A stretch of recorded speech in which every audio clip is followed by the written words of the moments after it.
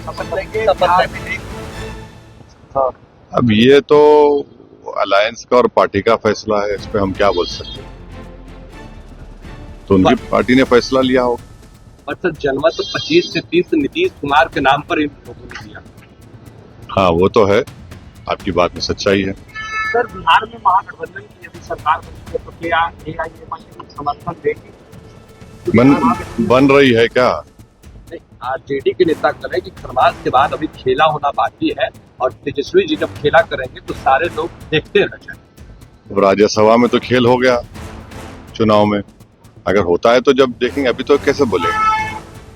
अलग अलग राज्यों में चुनाव हो रहे हैं, क्या चुनाव हो रहे हैं, शाम में चुनाव हो रहे हैं, आपके से चुनाव लड़ रहे हैं, वहाँ आपको लगातार कांग्रेस के द्वारा टीएमसी के द्वारा फिर वही कहा जा रहा है कि बिहार में कहा गया क्या? कोई बात नहीं, बोलने दीजिए। बिहार में भी जो लोग बोले थे उनकी बात का कोई जनता पे असर नहीं हुआ, इंशाल्लाह यहाँ पर भी नहीं होगा। सर ममता बनर्जी ने अपना मैनिफेस्टो उर्दू में जारी किया। देखिए, उनका एक दोहरा चेहरा है। पिछले साल 5 लाख बैकवर्ड कास्ट के सर्टिफिकेट ने हाईकोर्ट ने कैंसिल कर दिया। उसमें करीब 3 लाख मुसलमान बैकवर्ड कास्ट के सर्टिफिकेट थे, उस पर बात ही नहीं हो रही है।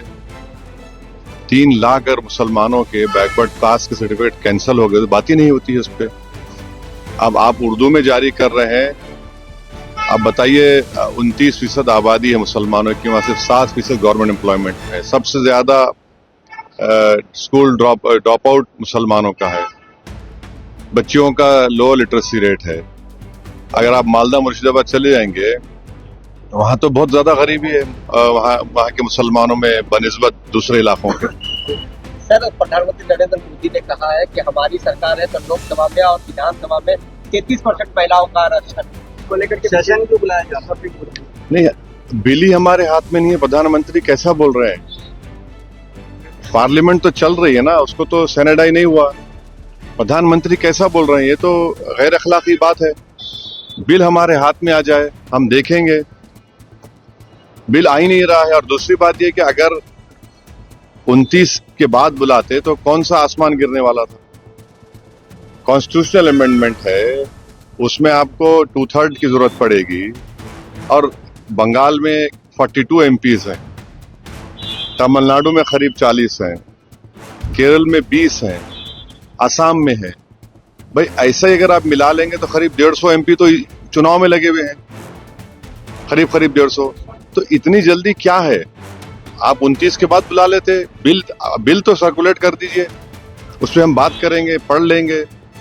अब आपका प्रॉब्लम बीजेपी का ये है कि 16 को सेशन होगा तो 16 के दिन सुबह में हमारे सामने अलादीन के चिराग से जिन निकलेगा। कैसा पढ़ेंगे उसको? तो बहुत सी चीजें हैं ना उसमें। तो ओबीसी का भी महिला का आएगा, सब बातें हैं। तो अभी तो बोलना मुश्किल है। चलिए, थैंक यू।